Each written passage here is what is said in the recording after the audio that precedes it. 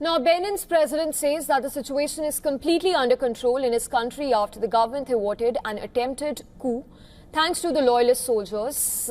It was earlier a group of soldiers who had announced on state television that they had ousted President Patrice Talon.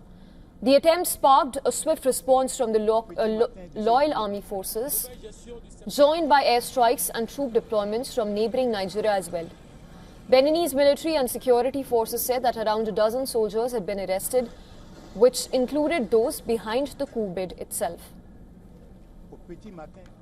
This is the place for me to congratulate our defense and security forces as a whole for their sense of duty. I would also like to spare a thought for the victims of this senseless adventure, as well as for the people still being held by the fleeing mutineers. I assure them that we will make every effort to find them safe and sound. Small faction of Benin's army attempted this coup. During their statement on national television, the group had announced the suspension of Benin's political parties. The soldiers had even said that they belonged to a faction called the Military Committee for Refoundation. The Military Committee for Refoundation, CMR, which met on Sunday, 7th of December 2025 in Cotonou, deliberated and decided the following. Mr. Patrice Talon is removed from office as President of the Republic. Hours after the coup announcement, Benin's Interior Minister appeared on state TV and announced that the coup attempt had been foiled. In the early hours of this Sunday, 7th of December 2025, a small group of soldiers launched a mutiny with the aim of destabilizing the country and its institutions. In response to this situation, the Beninese armed forces and their leadership, loyal to their oath, remained committed to Republican values. Their response ensured control of the situation and foiled the attempt.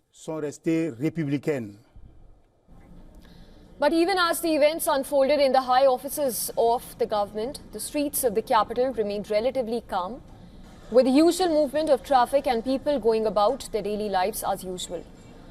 Benin is located in West Africa between Nigeria and Togo. The region is gripped by political uncertainty. There have been a total of 10 coups in just last 5 years. Niger, Burkina Faso, Mali, and even all these places, they've all seen coups recently.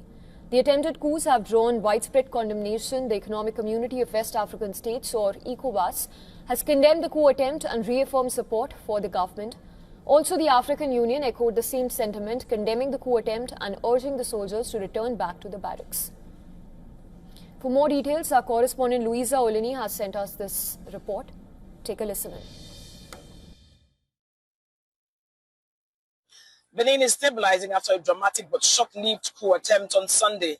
A group of renegade soldiers briefly seized state television, announcing they had toppled the government, suspended the constitution, and appointed Pascal Tigri as leader. The government says several mutineers have been arrested and the coup attempt had been completely foiled. Regional concern is rising. Nigeria deployed fighter jets to Benin's border area, signaling preparedness to protect its citizens and deter any spillover instability. ECOWAS also announced it had drawn up forces from member states, including Nigeria, Sierra Leone, Cote d'Ivoire, and Ghana, to restore the democratic order of the Benin Republic.